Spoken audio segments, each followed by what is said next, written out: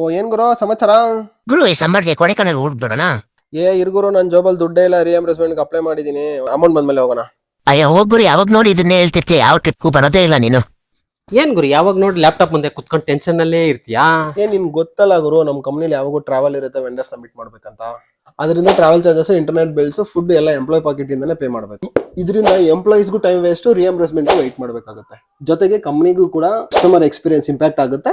Expenses track ಮಾಡೋದು ಕೂಡ ತುಂಬಾ ಕಷ್ಟ ಆಗುತ್ತೆ. ಅಯ್ಯ ಇಷ್ಟೇ ನಿನ್ ಪ್ರಾಬ್ಲಮ್. QP ಆಪ್ ಬಗ್ಗೆ ಕೇಳಿಲ್ವಾ ಗುರು ನೀನು? ಕ್ಯೂಪಿನ ಅಂದ್ರೆ ಏನ್ ಗುರು?